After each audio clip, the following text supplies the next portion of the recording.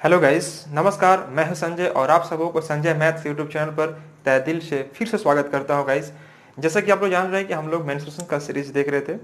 Menstruation का series में guys हम लोग अभी पढ़ रहे हैं ट्रायंगल, मैंने देखा था पिछले वाला वीडियो में, और आज हम लोग स्टार्ट करेंगे क्वाड्रिलेटरल। ठीक है गाइस, तो चलिए हम लोग बिना देर किए स्टार्ट करते हैं। आज का सेशन हम लोग का क्वाड्रिलेटरल पर होगा गाइस।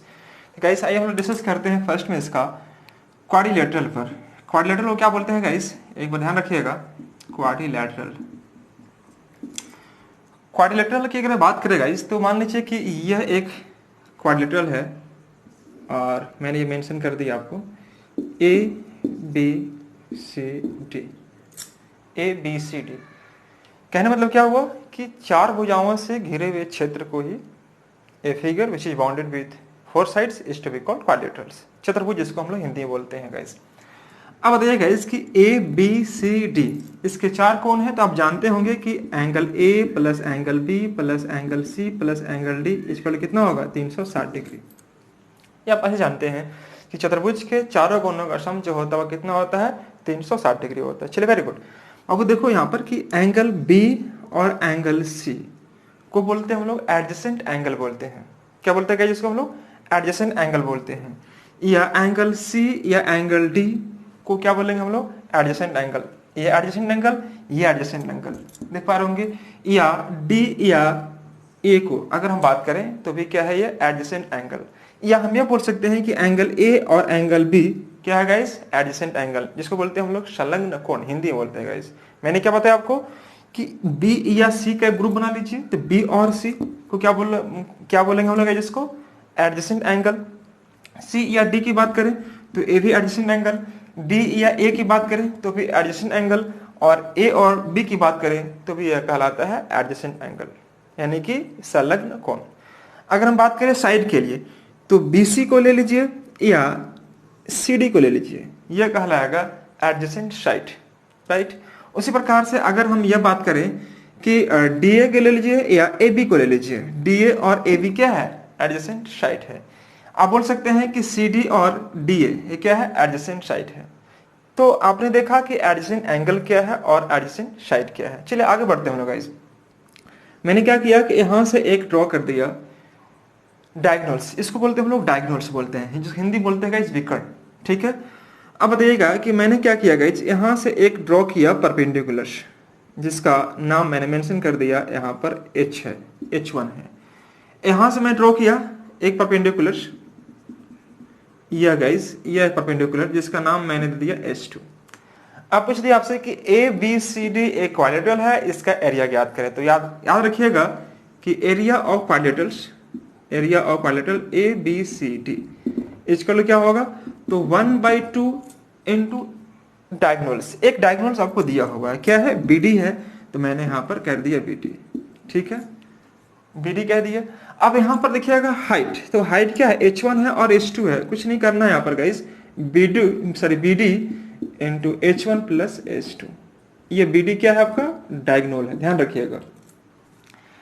जिस डायगोनल पर यह लंबवत यानी कि परपेंडिकुलर होता है गाइस, उसी हम लोग विकर्ण को, उसी डायगोनल को मैंने यहाँ पर लेता हूँ। ठीक है, तो 1/2 इंटू BD जिस पर डायगोनल, जिस डायगोनल पर ये आपको परपेंडिकुलर ड्रॉ किए जाते हैं, BD into H1 plus H2 को मैंने जोड़ दिया। अब यह जो एरिया निकलेगा इस रूल के माध्यम से यह पूरे ABCD का आपका एरिया निकल जाएगा। तो यह हुआ क्वाड्रिलेटरल का एरिया निकालने का तरीका। अब क्वाड्रिलेटरल के कुछ टाइप्स हैं गाइस। फर्स्ट टाइप मैं इसका बताना चाहता हूं, टाइप्स ऑफ क्वाड्रिलेटरल। तो पहला आप कर लेते हैं हम लोग पैरेललोग्राम।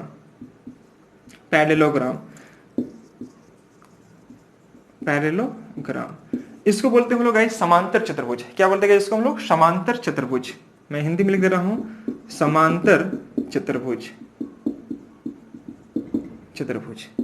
अगला बात करें हम लोग तो पैरेललोग्राम के बाद अगला लेते हैं हम लोग रेक्टेंगल, जिसको बोलते हैं हम लोग आयत बोलते हैं। ठीक है गाइस, रेक्टेंगल के बाद अगर हम बात करें तो मैं ले लेता हूं इसके बाद रोम्बस यानी इसको बोलते हैं समचतुर्भुज।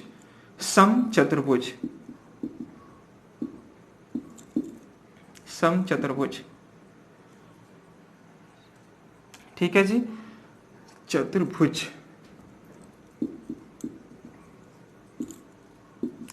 अगर मैं बात करता हूं नेक्स्ट, इसका होता है स्क्वायर, इसको बोलते हैं हम लोग वर्ग, और एक और होता है इसका ट्रेपेजियम,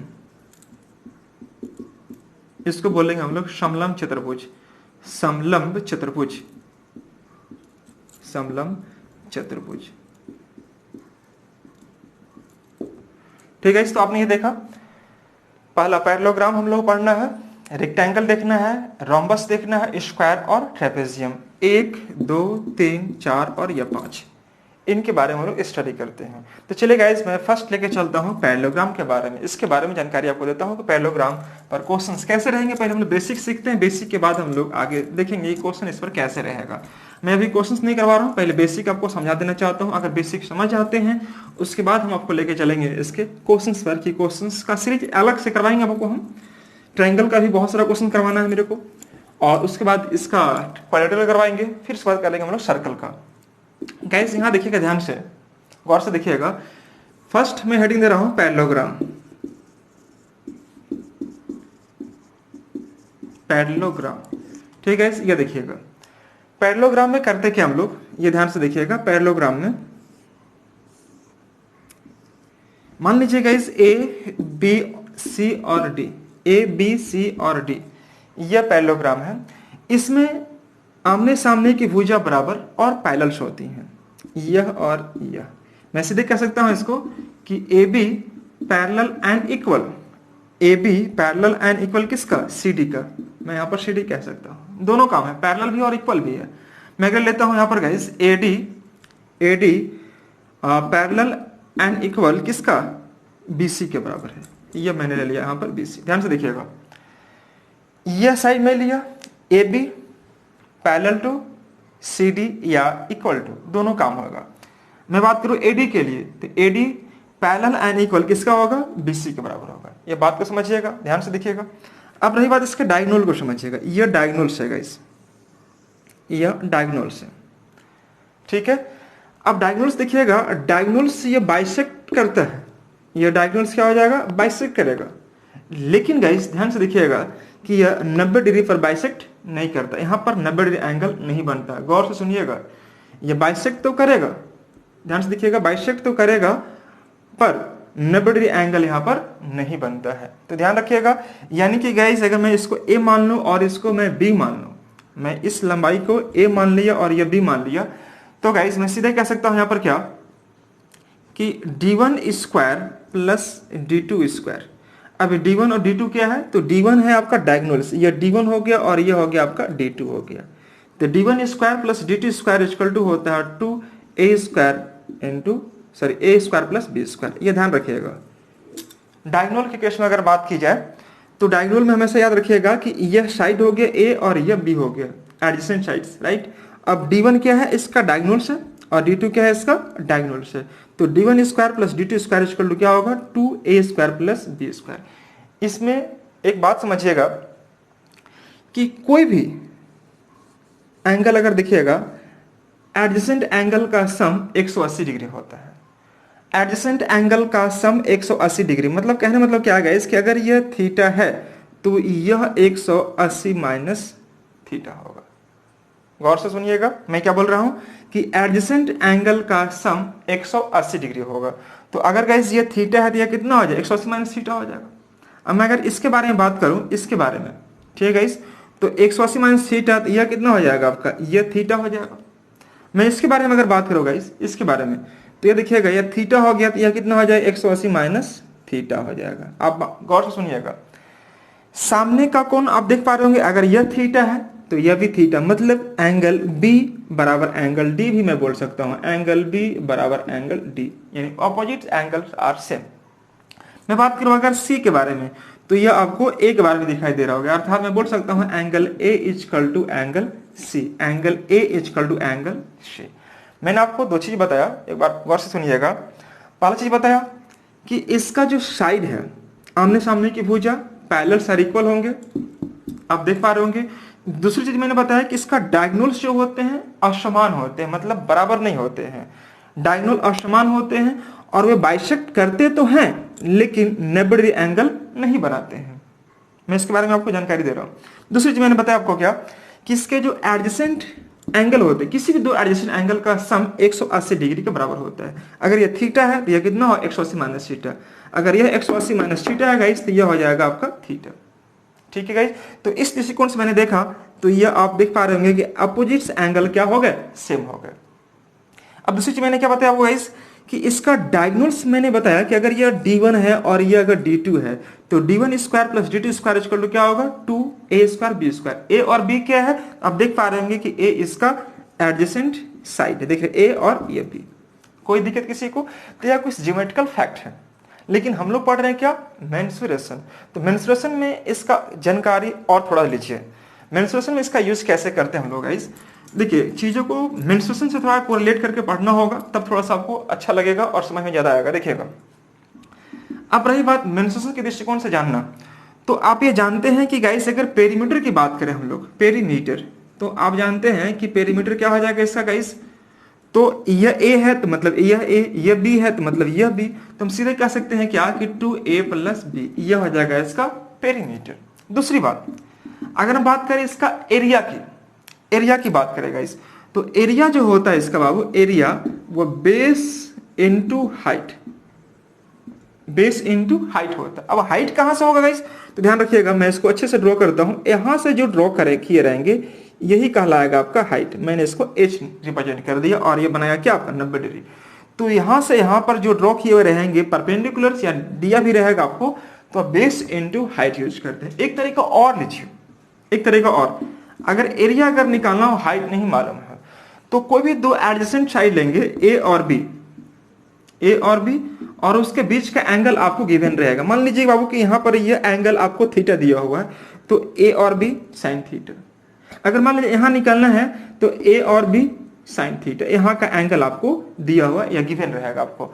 तो एरिया अगर निकालना है तो ए बी साइन थीटा, ए और बी क्या है तो एडजेसेंट साइड के, एडजेसेंट साइड, और थीटा कहां से, तो उसके बीच का एंगल को लेते हैं हम लोग। तो गाइस मैंने बताया इसके एरिया निकालने के दो तरीका, या तो बेस इनटू हाइट, बेस ले लीजिए और उसका हाइट ले लीजिए। ठीक है, बेस ये भी हो सकता है, अगर बेस ये होगा तो इसका हाइट कौन बन जाएगा, ये वाला बन जाएगा इसका हाइट। तो आपको हम लोग जब क्वेश्चन सॉल्व करेंगे, डिस्कस करेंगे, तो वहां पर हम लोग बहुत सारी चीज पर और भी काम करेंगे। तो मैंने अच्छी बताया आपको पेरीमीटर, एरिया, और इसका मैंने बताया आपको एरिया पर। ठीक है जी, कोई दिक्कत किसी को नहीं, वेरी गुड। चलिए आगे बढ़ते हैं हम लोग। इसमें आपको एरिया ध्यान रखना है और इसके पेरीमीटर पर आगे बढ़ा जाए। गुड। डायमीटर के बारे में मैंने आपको समझाया कि डायमीटर कैसे इसका यूज करते हैं। नेक्स्ट देखिएगा गाइस, अगला होगा इसका रेक्टेंगल। रेक्टेंगल पर बड़ा क्वेश्चन पूछता है और उस पर थोड़ा समझिए कैसे कैसे हम लोग काम करेंगे इस पर गाइस। देखिए रेक्टेंगल पर, रेक्टेंगल ही पूरा मेंस्ट्रुएशन में अगर देखा जाए तो इससे बड़ी क्वेश्चंस आपको देखने को मिलेगा, खासकर 2D की मैं बात करता हूं, 2D की बात कर रहा हूं। देखिएगा ए बी सी और D, A B C D, यह एक रेक्टेंगल है। इसमें गाइस देखिएगा ध्यान से, इसमें क्या होता है कि वही सेम चीज, आमने सामने का जो भुजा है AD बराबर BC और पैरेलल दोनों होंगे, AD बराबर ही होंगे और पैरेलल भी होंगे इसके BC के। उसी प्रकार से AB बराबर भी होंगे और पैरेलल किसके, CD के। दोनों सेम चीज, देखिए ध्यान से, AD और BC बराबर भी होंगे और पैरेलल भी होंगे, AB और CD इक्वल टू भी होंगे और पैरेलल भी होंगे किसके, CD के। कोई दिक्कत किसी को, AB पैरेलल टू CD और AD पैरेलल टू BC, यही चीज उसमें भी था। लेकिन गाइस इसमें ध्यान रखिएगा, इसमें प्रत्येक कोण कितना का होगा, 90 डिग्री का होगा। यानी एंगल A बराबर एंगल B बराबर angle C equal to angle D equal to what, 90 degree. ये बात को समझिएगा, ये सभी कोण क्या होगा, 90 डिग्री का बन रहा होगा, जो कि ये फैसिलिटी आपको पैरेललोग्राम में देखने को नहीं मिलता है। चलिए आगे बढ़ते हैं। अब इसका डायगोनल्स देखिएगा, डायगोनल्स, तो डायगोनल्स इसके गाइस डायगोनल्स बराबर होते हैं। इसका डायगोनल की अगर मैं बात करता हूं तो डायगोनल क्या होगा, बराबर होगा। यानी कि मैं बोल सकता हूं कि AC इक्वल टू BD, इसके डायगोनल्स बराबर होंगे। बाइसेक्ट भी करते हैं, ये आपस में बाइसेक्ट भी करेंगे, यह और यह बराबर होंगे, लेकिन 90 डिग्री पर नहीं कट रहा होगा। कोई जरूरी नहीं है कि यह 90 डिग्री पर कटे। ध्यान से देखिएगा, यह आपको बाइसेक्ट करेंगे लेकिन 90 डिग्री पर नहीं। तो मैंने क्या बताया आपको गाइस कि दो डायगोनल यानी कि AC और BD दोनों बराबर है, मैंने इसको D से रिप्रेजेंट कर दिया। अब गाइज मैंने इसको एल मान लिया, इसको बी मान लिया, ठीक है। तो डायगोनल की अगर मैं बात करता हूं, यह डायगोनल्स मैंने इसको डी माना हूं, तो डी का जो मान होगा गाइज यानी D square equal to L square plus B square होगा। क्यों? क्योंकि यह तो 90 डिग्री है, तो यह एल हो गया और यह बेस हो गया, सॉरी एल मतलब क्या हो गया बेस, और बी यहां पर काम कर रहा है किसका, पी का, और यह डी काम कर रहा है किसका, एच का। तो मैं जानता हूं कि एच स्क्वायर इक्वल टू क्या होता है, P square plus B square. P की जगह पर बी है और बी की जगह पर क्या है गाइस, एल है। तो मैं सीधे कह सकता हूं कि D square equal to L square plus B square. तो अगर डी का मान निकालना अंडर रूट क्या लिखना पड़ेगा मेरे को, L square plus B square. यह हुआ डायगोनल निकालने का तरीका। आप रेक्टेंगल में डायगोनल आप इजिली इस प्रकार से निकाल सकते हैं। कोई दिक्कत किसी को? Very good. अब यहां पर देखिएगा इसका पेरीमीटर की बात करूं मैं, पेरीमीटर। तो गाइस इसका पेरीमीटर जो होता है आप जानते हैं, पहले से ही जानते होंगे कि इसका perimeter 2 into L plus B, यानी कि पेरीमीटर क्या, यह एल हो जाएगा, यह बी है तो यह बी हो जाएगा। 2 बार एल है 2 बार बी है, दोनों को जोड़ दीजिए, एल और बी को 2 से गुना कर दीजिए, पेरीमीटर निकल जाएगा। मैं बात करता हूं गाइस अगर इसका एरिया का, तो एरिया हो जाएगा आपका एल इंटू बी, अर्थात लंबाई गुना चौड़ाई। आप जानते हैं अच्छे से, अगर आपको एरिया निकालना है तो लंबाई गुना चौड़ाई कर दीजिए, या बेस निकालना है यानी कि चौड़ाई निकालना है आपको तो एरिया बटा में एल कर दीजिए, एल निकालना है तो एरिया बटा में चौड़ाई कर दीजिए। यह आपका काम है, आप कर सकते हैं चीजों को, कोई दिक्कत नहीं। Very good. मैंने बताया आपको पेरीमीटर, दूसरा मैंने बताया आपका एरिया, कोई तकलीफ नहीं होनी चाहिए। चलिए अब बढ़ते हैं इसमें थोड़ा सा और आगे, जो कि एग्जाम में कैसे इस पर क्वेश्चंस बनता है और ज्यादा। तो गाइस ये आपने देखा कुछ ज्योमेट्रिकल फैक्ट और साथ में मेंशंस के दृष्टिकोण से इसमें क्वेश्चंस कैसे बनता है, अभी हम लोग थोड़ा इस पर चर्चा करते हैं गाइस। तो अब इसमें क्वेश्चंस क्या कहेगा, जैसे मान लीजिए कि यह एक आयताकार फील्ड है यानी मैदान है, यह एक आयताकार मैदान है, मैंने यह बता दिया, जिसकी लंबाई एल है और चौड़ाई क्या है, बी है। आप सुन पा रहे मेरी बात को? Very good. देखिएगा इसकी लंबाई क्या है, एल है, और चौड़ाई क्या है बाबू, बी है। Very good. अब इस आयताकार मैदान के बाहर से, यह बाहर से चारों ओर x मीटर चौड़ा, क्या कहता है गाइस, x मीटर चौड़ा, यह x मीटर चौड़ा है। कितना चौड़ा गाइस, x मीटर, यह x मीटर चौड़ा एक रास्ता बनाया गया। गाइस फिर सुनेंगे, यह आयताकार मैदान जिसकी लंबाई आपको l दी हुई है, मैंने मैदान को कलर कर दिया आपको, यह मैदान है, ठीक है। अब देखते होंगे मैदान के बाहर से चारों ओर रोड बना हुआ रहता है घूमने के लिए, पार्क में जाने के लिए। तो गाइस आपने देखा यह कि अगर मान लीजिए यह अगर चौड़ा है कितना, x मीटर, यह x मीटर चौड़ा है, तो पूछ रहा आपसे क्या कि इस रास्ते का क्षेत्रफल ज्ञात करो, जो व्हाइट में है आपका, उस रास्ते का क्षेत्रफल निकालना है। तो कैसे निकालेंगे? तो आप एक चीज बताइए कि अगर गाइस यह आपको l है, ध्यान सुनिएगा, यह बाहर से बना रहा है, यह रास्ता किधर से बना रहा है, बाहर से, यानी अराउंड द फील्ड, बाहर से बनाए गए रास्ते का क्षेत्रफल, बाहर से चारों ओर ना, बाहर से चारों ओर, मैं लिख दे रहा हूं चारों ओर, बाहर से चारों ओर बनाए गए रास्ते का क्षेत्रफल, the area of path which is formed outer side of the rectangular field. ठीक है जी, वेरी गुड। अब बताइए इसकी यहां से यहां तक एल है, अब यह x है और यहां से यहां तक x है, मतलब इसकी पूरी लंबाई अगर देखी जाए तो l प्लस 2x हो जाएगा, क्योंकि यह x बढ़ रहा है और इधर से x बढ़ रहा है। उसी प्रकार से अगर गाइस यह b है तो यहां से यहां तक x हुआ और यहां से यहां तक x हुआ, यह बढ़ा तो मतलब कितना हो जाएगा, यह b प्लस 2x हो जाएगा।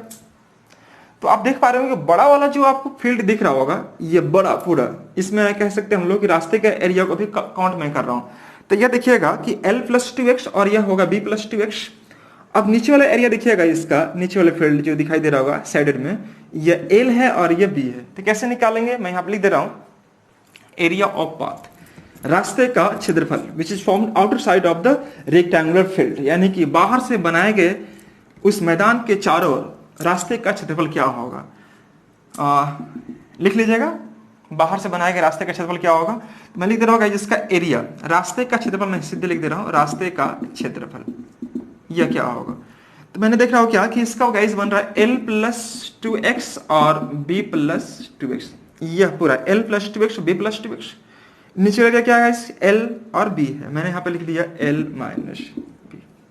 कोई दिक्कत किसी को गाइस? गुड। पूरे का मैंने कन्वर्ट कर दिया, पूरे का एरिया निकाल दिया, उसमें नीचे वाला एरिया निकाल दिया। तो यह हो जाएगा इस क्या एल से गुना कीजिए इसमें, तो यह हो जाएगा एल बी, यह हो जाएगा 2LX, उसी प्रकार से भी में गुना करेंगे 2BX, और यह हो जाएगा 4x² माइनस LB। ये LB क्यों माइनस कर रहे हैं हम लोग, क्योंकि मुझे निकालना है इसका एरिया निकालना है, ये वाला पार्ट का, तो ये माइनस कर देंगे। यह LB और यह LB कैंसल आउट, तो गाइस इसमें कॉमन क्या आ जाएगा 2x, तो आप निकालेंगे 2x, तो बचेगा L + B + 2x। यही आपका एरिया निकल जाएगा, रास्ते का क्षेत्रफल। गौर से देखिएगा, यह रास्ते का क्षेत्रफल किधर से, बाहर से बनाए गए रास्ते का क्षेत्रफल, यानी क्या होगा 2x × L + B + 2x। इसको समझने के लिए थोड़ा सा एग्जांपल लेते हैं। मान लीजिए इसी क्वेश्चंस को मैं छोटा सा क्वेश्चन दे रहा हूं आपको, ताकि आप समझ में अच्छे से आए। यहाँ पर देखिएगा कहता क्या कि बाहर से बनाए गए रास्ते के क्षेत्रफल ज्ञात कीजिए। मान लीजिएगा इसकी यह एक आयताकार मैदान है, ठीक है, आयताकार मैदान जिसकी लंबाई यह 20 है और यह 15 है, 15 मीटर दिया, 20 मीटर और 15 मीटर दिया हुआ है। अब बोलता है क्या कि बाहर से बनाए गए 5 मीटर चौड़ा, क्या गाइस 5 मीटर चौड़ा है, यह 5 मीटर चौड़ा है, तो अगर 5 मीटर यहाँ है तो हर जगह 5 मीटर चौड़ा होगा, तो इस रास्ते का क्षेत्रफल क्या होगा, बाहर से बनाए गए इस रास्ते का क्षेत्रफल क्या होगा। कुछ नहीं करना है, बस ये देखिए ध्यान से, यह रूल आपको कह रहा है कि बाहर से बनाए गए रास्ते का क्षेत्रफल क्या, तो 2 × x, x क्या है उस रास्ते की चौड़ाई है, x क्या है गाइस उस रास्ते की चौड़ाई है, तो 5 यहाँ पुट कर देते। l है कितना गाइस इसका 20 है, तो आप यहाँ 20 कर दीजिए। b कितना गाइस इसका 15 है, 15 कर दीजिए। और 2 × x, x समान पहले ही कह दिए कि x क्या है चौड़ाई मान चुका मैं, ये 5 है, मैंने यहाँ 5 पुट कर दिया। देखिएगा 2 × 5 = 10 हो जाएगा। अब यहाँ देखेंगे 15 और 20, 20 10 30 5 35 हो जाएगा, और यह 5 दूनी के 10, यह हो जाएगा इस, तो 35 10 कितना 35 + 10 45, 45 × 10 करेंगे कितना आ जाएगा 450 मीटर है, तो यह मीटर स्क्वायर आ जाएगा। तो क्वेश्चन कुछ इस प्रकार से गिवन रहेगा एग्जाम में। कोई डाउट किसी को नहीं, वेरी गुड। चलिए आगे बढ़ते हैं हम लोग गाइस। तो यह मैंने बताया बाहर से। अगर हम बात करते हैं अंदर से बनाए गए रास्ते का क्षेत्रफल अंदर से, तो गाइस अंदर से कैसे निकालते हैं एक बार फिर से देखिएगा। कुछ नहीं करना आपको, फिर से वही चीज रहेगा, सिर्फ आपको माइनस लग जाएगा यहाँ पर जो प्लस है वहां पर क्या लग जाएगा माइनस लग जाएगा। क्या ये देखिएगा, यह मान लीजिए कि आयताकार फील्ड है, ठीक है, जिसकी लंबाई यह एल है और यह चौड़ाई है, ठीक है। अब कह रहा क्या कि अंदर से बनाए गए x मीटर चौड़ा, अंदर से बनाए गए मतलब कह रहा है क्या कि x मीटर यहां से मैंने कम किया, तो x मीटर मैंने यहां से भी कम किया होगा दोनों ओर से, उसी प्रकार से x यहां से और x यहां से मैंने कम किया होगा। अब बताइएगा इसकी यह आपका l है, इधर से x कम हुआ, इधर से x कम हुआ, मतलब यह हुआ कितना l - 2x, मैंने इसे कह दिया l - 2x। उसी प्रकार से यह b है, इधर से x कम हुआ, यह इधर से x कम हुआ, तो पूरा कम कितना हुआ 2x। मैं सीधे से कह सकता हूं गाइस कि b - 2x। अब निकालना मेरे को क्या, रास्ते का क्षेत्रफल मतलब area of the shaded regions, इसको निकालना है। यह अंदर से बनाए गए रास्ते का क्षेत्रफल, मैं आपको लिख दे रहा हूं यहाँ पर गाइस कि आयताकार फील्ड में अंदर से बनाए गए रास्ते का क्षेत्रफल, the area of path which is formed inner side of the rectangular field. ध्यान रखिएगा, तो अंदर से बनाए गए रास्ते का क्षेत्रफल, यानी अंदर से बनाए गए रास्ते का क्षेत्रफल किसमें, आयताकार फील्ड में, आयताकार मैदान में। ये ध्यान रखिएगा गाइस। तो गाइस मैंने क्या बताया आपको कि L × B कर लेते हैं, पहले बड़ा वाला एरिया निकाल लीजिए, उसमें से अगर हम छोटा वाला माइनस कर देते हैं तो यह हो जाएगा L - 2x और यह b - 2x, ठीक है जी। आप इसको लिखना चाहें इंग्लिश में तो लिख सकते हैं कि the area which is formed, the area of path which is formed inner side of the rectangular field, ठीक है गाइस। तो यह हो जाएगा L × B यानी LB। अब इसको गुना कर लीजिए, इसको पहले काम कर लेते हैं। सो गाइस तो यह क्या हो जाएगा, L से गुना करेंगे B में तो LB हो जाएगा, और यह हो जाएगा इस 2LX, यह हो जाएगा 2BX और माइनस प्लस 4x², ये x² हो जाएगा। तो गाइस इसी प्रकार से आप देख पा रहे होंगे LB, ये माइनस अंदर जाएगा तो यह क्या हो जाएगा -LB। अब यहाँ देखिएगा minus plus 2LX plus 2BX और माइनस 4x², मतलब जो पहले से प्लस था वो माइनस हो जाएगा, जो पहले से माइनस हुआ क्या हो जाएगा प्लस हो जाएगा। तो आप देखिएगा यह आप कैंसिल आउट कर पाएंगे, एल बी, तो क्या बचेगा 2lx 2bx minus 4x square, यानी कि आप 2x कॉमन निकाल लीजिए तो बचेगा l plus B minus 2x। मैंने बताया था आपको ये कुछ नहीं करना है, सिर्फ यहाँ पर क्या लगा देना होता है माइनस। एक कब लगाएंगे, जब अंदर से कोई रास्ता बन रहा होगा तब। किसमें, आयताकार मैदान में। चलिए बढ़ते हैं अगले क्वेश्चन की ओर। अगर मान लीजिए गाइस यहाँ पर एक केस और बन रहा होता है, जैसे कि मान लीजिए बाबू कि यह एक आयताकार मैदान है जी, ए बी सी डी नाम देने को जरूरत नहीं है। अब हो सकता है कि यह मैदान के बीचों बीच कह देगा कि मैदान के बीचों बीच 1 मीटर चौड़ा एक रास्ता बनाया गया। गौर से सुनिएगा, लंबाई और चौड़ाई आपको गिवन है, यह लंबाई और यह चौड़ाई है। अब कह दिया कि गाइस यह रास्ता बना हुआ है, देख पा रहे होंगे यह रास्ता जो कि 1 मीटर चौड़ा है। कितना गाइस, 1 मीटर चौड़ा है। यह 1 मीटर चौड़ा एक रास्ता बनाया गया है। कहां पर, उस मैदान के बीचों बीच। तो गाइज अब बोलेगा कि उस मैदान के बीचों बीच जो रास्ता बनाए गए हैं उस रास्ते का क्षेत्रफल ज्ञात करें, जो कि भुजा के देख रहे होंगे कि यह जो रास्ता है इस भुजा यानी इस साइड के पैरेलल्स में है और यह जो रास्ता है इस साइड के पैरेलल्स में है। तो पूछ देगा आपसे क्या है कि एरिया ज्ञात करें। तो गाइज इसके लिए क्या करेंगे हम लोग, आइए गौर कीजिएगा, इसका आप लिख लेंगे हिंदी में अगर लिखना चाहें तो। एक आयताकार मैदान के बीचों बीच, एक आयताकार मैदान के बीचों बीच उनके भुजाओं के समानांतर बनाए गए दो रास्ते का क्षेत्रफल। मैं इतना लिखने में टाइम लगेगा, आप लिख लीजिएगा कि एक आयताकार मैदान के बीचों बीच उनकी भुजाओं के समानांतर बनाए गए 2 रास्ते का क्षेत्रफल जिसकी चौड़ाई कितनी है, x है, का क्षेत्रफल। मैं सीधे एरिया की बात करता हूं, एरिया ऑफ पाथ मतलब रास्ते का क्षेत्रफल। तो आप बताइएगा इसकी पहला जो इसका एरिया बन रहा है यानी रास्ता बन रहा है, यह बन रहा है, राइट। तो अगर यह l है मतलब a भी l होगा, मैंने इसको l कह दिया। अब यह चौड़ाई कितना है इसका, x, मतलब यह x हो गया। तो यह एक आयताकार बना कि नहीं बना, तो आप इसका एरिया क्या निकालेंगे, l इंटू x अर्थात lx। ठीक है जी, वेरी गुड। उसी प्रकार से देखिएगा एक एरिया आपका यह बन रहा है, ये वाला एरिया यह बन रहा होगा। अब देखिएगा यह b है मतलब ये भी b हो जाएगा, मैंने b यहां पर कह दिया। अब चौड़ाई देखिएगा कि चौड़ाई कितनी है इसका, x है, मैंने x कह दिया, मतलब एरिया क्या हो जाएगा इसका bx। अब एक चीज गौर कीजिएगा आप कि इसमें आप एक बार इधर से जा रहे हैं और एक बार आप इधर से आ रहे हैं, मतलब यह जो एरिया दिखाई दे रहा होगा, यह वाला एरिया दिख रहा है सबको, यह एरिया यह 2 बार काउंट हो रहा है, एक बार इधर से और एक बार इधर से, 2 बार आ रहा है। तो गाइस एक बार क्या करेंगे हम लोग इसको माइनस कर देंगे। तो आप जानते हैं कि अगर यह x है, यह x है, यह x है, मतलब यह एक बन गया क्या, वर्ग। और मैं जानता हूं कि वर्ग का एरिया क्या होता है, भुजा का स्क्वायर अर्थात x स्क्वायर। आगे हम सीखेंगे स्क्वायर के रूप में।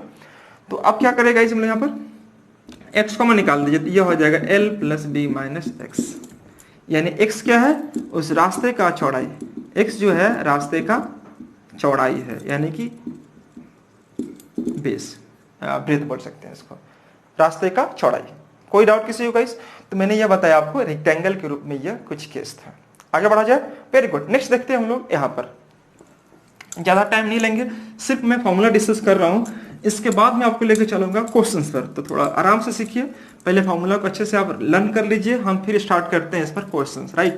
तो अभी क्वेश्चन नहीं कर रहे हैं, सिर्फ और सिर्फ हम लोग डिस्कस कर रहे हैं ऐसे कुछ बेसिक कॉन्सेप्ट, बेसिक इंफॉर्मेशन, ठीक है, गुड।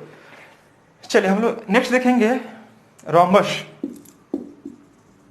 इधर आपको ज्यादा टाइम लगेगा, बस खाली बेसिक ही समझते रहिएगा। रोम्बस मतलब इसको बोलते हैं समचतुर्भुज, समचतुर्भुज,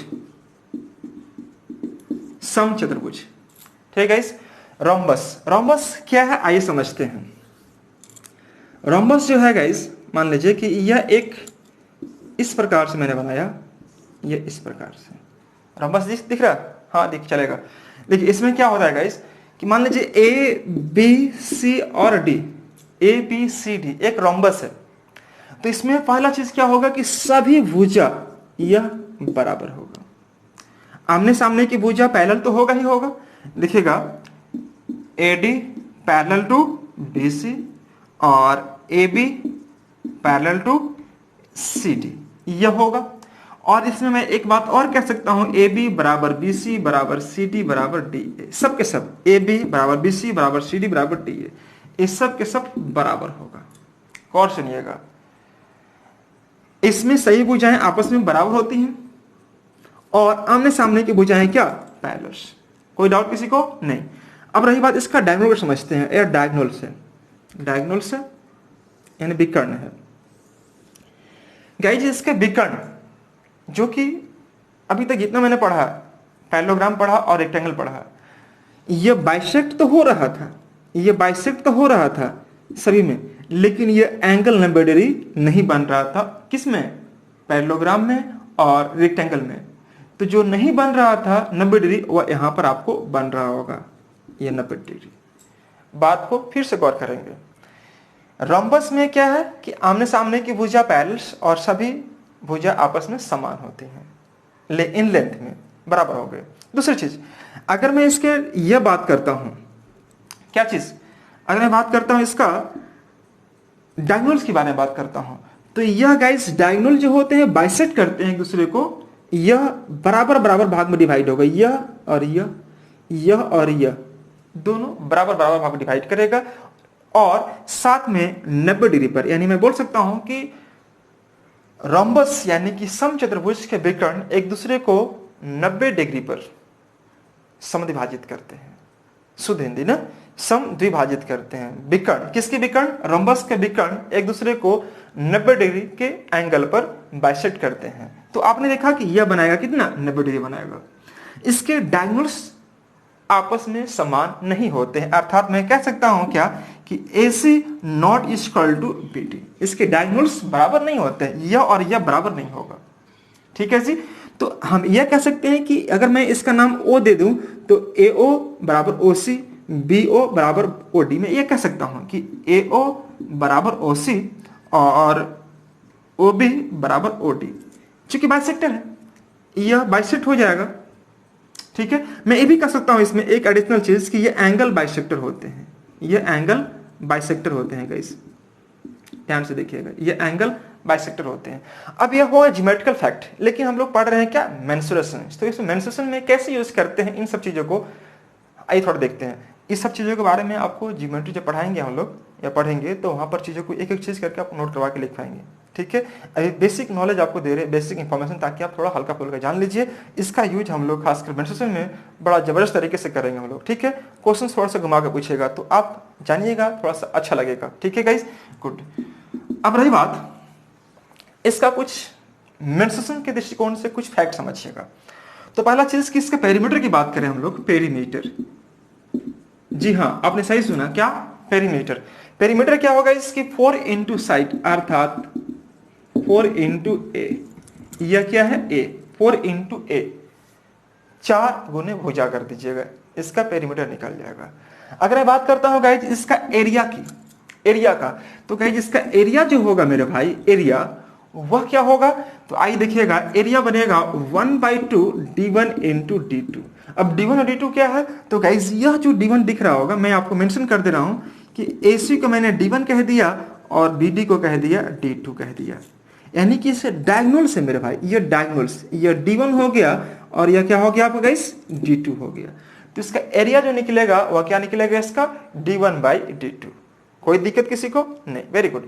अगर मैं बात करता हूं गाइज यहां पर इसका साइड निकालना चाहें, साइड यानी कि ए निकालना चाहें, तो ए कैसे निकलेगा, तो याद रखिएगा कि 1/2 D1 स्क्वायर प्लस D2 का whole square, D1 square plus D2 का होल स्क्वायर, यह निकाल देगा आपका साइड।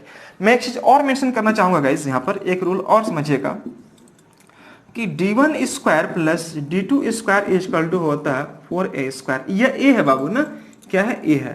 तो यह बात को ध्यान समझिएगा कि D1 स्क्वायर इन plus D2 square equal to क्या होगा, 4A स्क्वायर। आइए थोड़ा सा हम लोग इस पर जोर देते हैं। देखिएगा इस यहाँ पर, तो मैंने यह बताया आपको बेसिक चीज, आप समझिएगा मेंसुरेशन में इसका यूज हम लोग थोड़ा सा किस प्रकार से करेंगे। जैसे मान लीजिएगा इस कि यह एक रोम्बस है,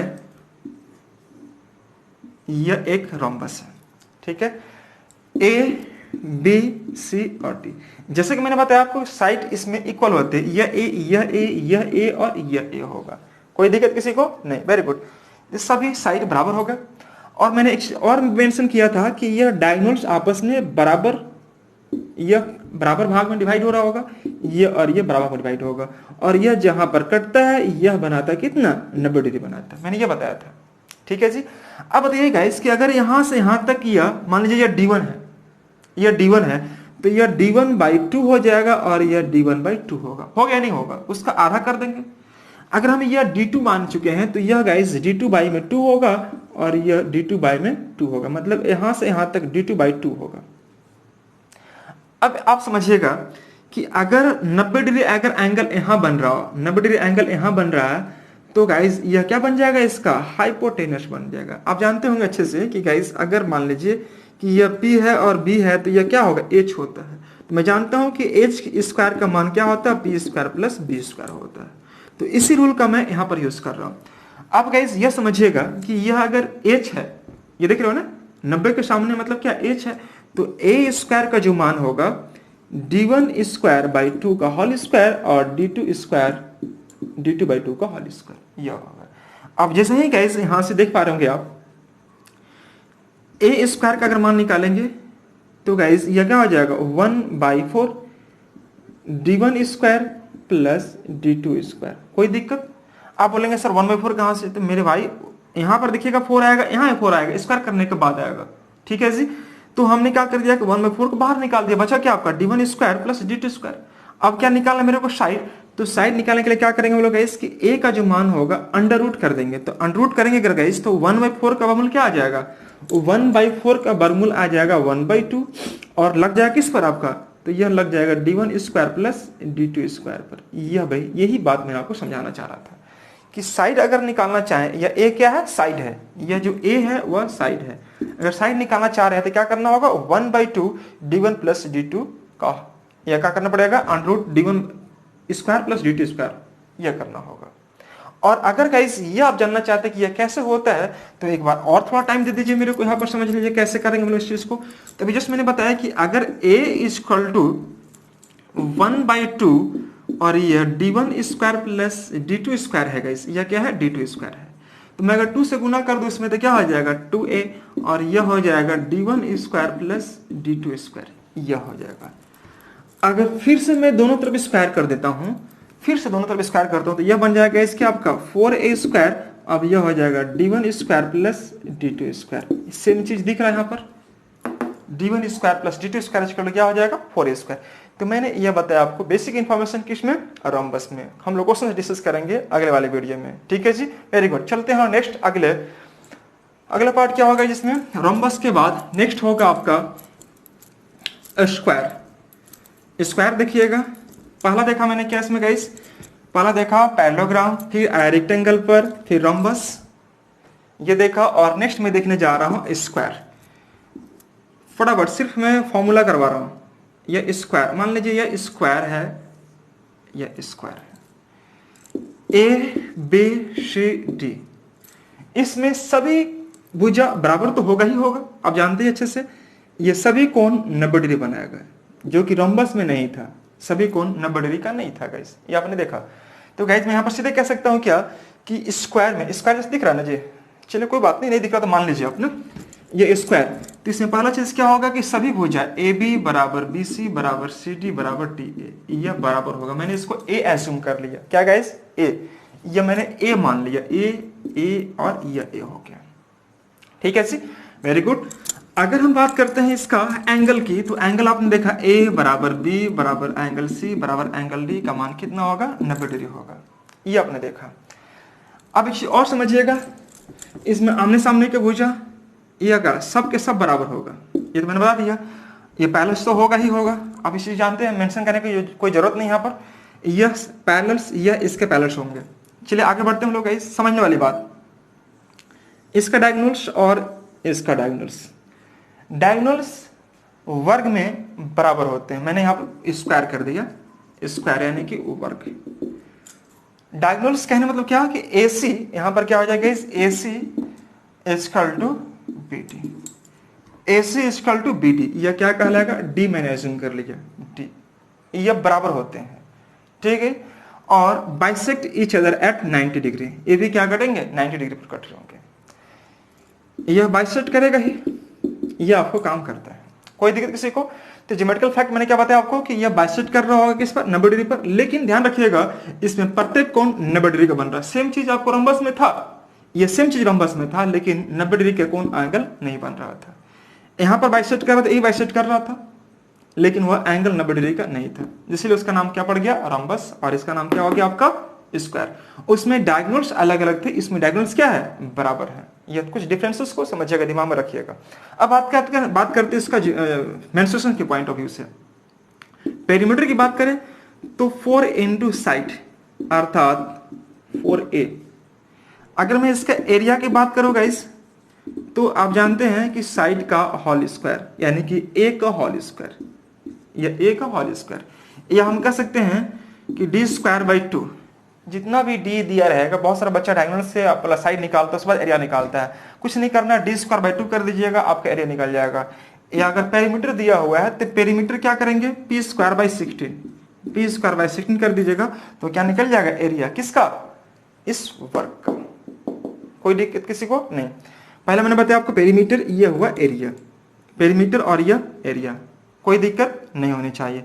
तो यह इस प्रकार से हम लोग को काम करना चाहिए। और इसका हाँ एक चीज और समझिएगा, अगर मैं बात करूं इसका डायगोनल्स की मैं बात करूं गाइस, तो डायगोनल्स जो होते हैं गाइस, देखिएगा यह a है और यह a है, तो d square equal to a square plus a square, तो d का जो मान होगा बाबू वह a स्क्वायर और a स्क्वायर, अर्थात d इक्वल टू, मैं सीधे कह सकता हूं 2a स्क्वायर।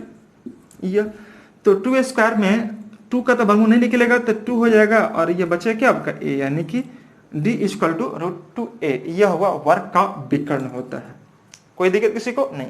तो ये बेसिक इन्फॉर्मेशन है, आप लीजिए चीज को। हम इस तरह क्वेश्चंस और कैसे बनाएंगे, और भी तरीके से क्वेश्चन कैसे डिस्कस करेंगे, हम डिस्कस कर रहे होंगे आगे अगले वाले वीडियो। जब भी मैं डिस्कस करूं तो बहुत सारे क्वेश्चन इस पर हमको काम करना है। अभी फिलहाल हम लोग सीख रहे हैं क्या, सिर्फ और सिर्फ फॉर्मूला। नेक्स्ट देखिएगा, बहुत सारे बच्चे जो नए होंगे, इस वीडियो को पहली बार देख रहे होंगे, प्लीज हम चाहेंगे कि आप इससे पहले वाले वीडियो को एक बार देखिए, समझिए, और उसके बाद आप आइए इसमें, तो थोड़ा आपको भी समझ में आएगा और आप मेरे बात को समझ पाएंगे, तो मेरे को भी अच्छा लगेगा। ठीक है, तो आप पहले वाले वीडियो को जरूर देखिए एक बार। नेक्स्ट देखिएगा, इसमें अगला होगा ट्रेपेजियम। ट्रेपेजियम कहने मतलब क्या, समलम चतुर्भुज। ट्रेपेजियम,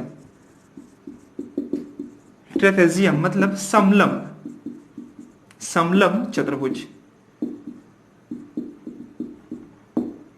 समलम चतुर्भुज ट्रेपेजियम। ये मैंने देखा, इसमें क्या होता है इसकी any 2 parallel sides, A B C और डी। इससे मैंने लिया क्या कि यह ट्रेपेजियम दिख रहा होगा आपको कि कोई भी 2 साइड्स आमने सामने का पैरेलल होना चाहिए। तो मैंने बता दिया यहां पर कि एडी और क्या लिया हूं पैरेलल, उसमें बीसी लिया हूं, यह हो गया BC, AD parallel to BC, यह लिया। इसके बीच का जो डिस्टेंस है, इसके बीच का जो डिस्टेंस होगा वह क्या कहलाएगा, इसका एज कहलाएगा। यह जो डिस्टेंस होगा वह कहलाएगा इसका एज। ठीक है, लेकिन उससे पहले थोड़ा सा और समझते हैं इसमें क्या, कि एंगल ए और एंगल बी, एंगल सी और एंगल डी, अर्थात मैं कह सकता हूं कि angle A plus angle B equal 180 degree, angle C plus angle D equal क्या 180 डिग्री, यह होता है। ये बात को समझिएगा, लेकिन यहाँ पर इसका कोई जरूरत नहीं है, लेकिन अभी समझिएगा आप लोग कि गाइस हम लोग ये ज्योमेट्री में अगर पढ़ेंगे तो ये चीज जरूर सीखेंगे। एक बात और समझिएगा, मान लीजिए गाइस यहाँ से और मैंने यहाँ से मिला दिया, ये वाला बात, ये मैंने नाम दे दिया क्या, इसका ओ दे दिया। तो इसका ज्योमेट्रिकल फैक्ट क्या है गाइस कि AO बटा में OC और AO बटा में OC और DO बटा में OB, यह होता है।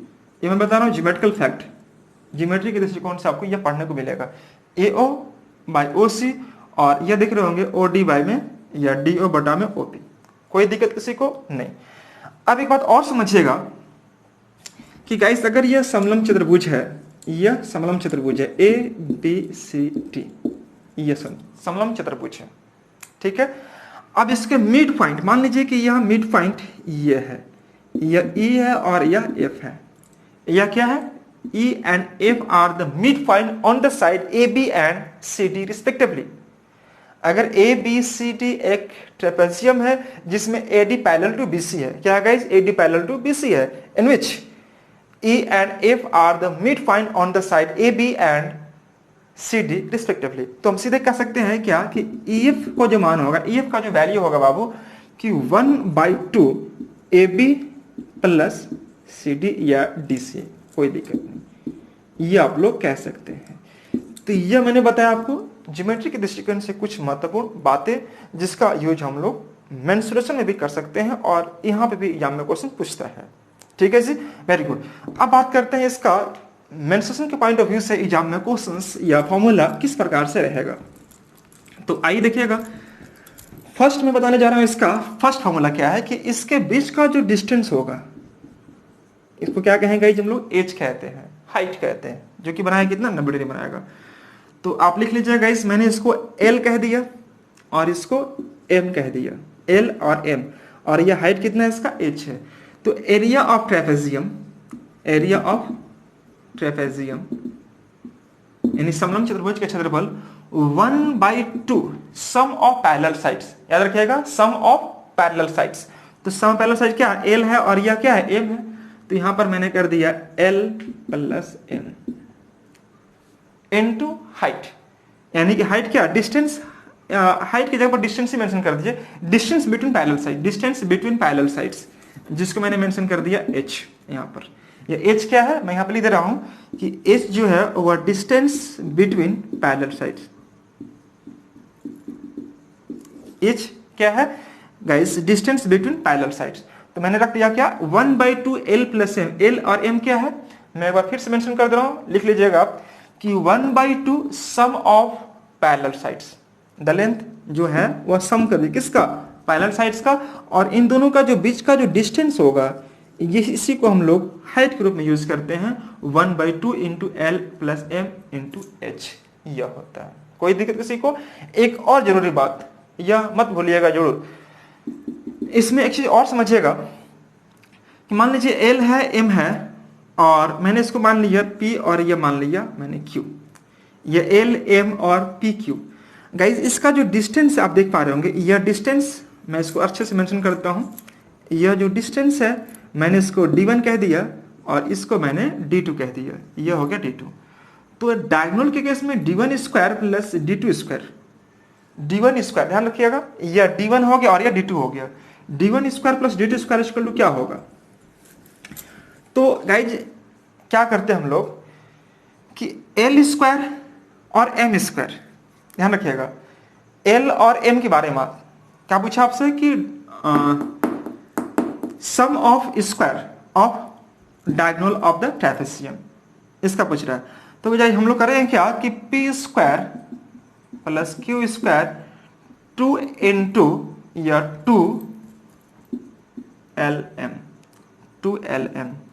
एक बार फिर समझिएगा यहां पर यह क्या मैं मेंशन कर रहा हूं, इन दोनों का जो डायगोनल्स है, इन दो जो डायगोनल्स दिए हुए हैं उनका स्क्वायर जो होगा, स्क्वायर का जो सम होगा अनपैरेलल साइड्स का स्क्वायर का सम, अनपैरेलल बोले तो P और Q, ये अनपैरेलल साइड्स मतलब असमांतर भुजाओं के वर्गों का योग, P square plus Q square plus 2 into LM, 2 into product of parallel sides. एक बार मैं फिर से मेंशन कर दे रहा हूं कि square the sum of squares of the diagonal of trapezium equal to sum of square of unparallel sides plus 2 into product of parallel sides. कोई doubt किसी को नहीं, वेरी गुड। तो चलिए गाइस आज हम लोग ज्यादा नहीं बल्कि अभी तक मैंने सिर्फ सीखा इसके फॉर्मूले के बारे में, इसका कुछ रूल मैंने सीखा, इस पर बहुत सारा काम अभी करना बाकी है। तो अगले वाले वीडियो जब भी हम स्टार्ट करेंगे इस पर काम भी करेंगे, और हो सकता है तो अगले वाला मैं स्टार्ट करूँ आपको सर्कल पर, सर्कल करवाने के बाद में रूल करवाने के बाद सीधे आपको लेके चलेंगे क्वेश्चन पर, ट्रायंगल का क्वेश्चन करवाएंगे, फिर उसके बाद रेक्टेंगल का, फिर उसके बाद सर्कल का, फिर उसके बाद हम लोग मिक्स भी करेंगे, है ना। तो चलिए बिना हम लोग आज इतना ही रखते हैं गाइस, फिर मिलेंगे हम लोग नेक्स्ट वाले वीडियो में, ठीक है। Thank you so much, bye bye.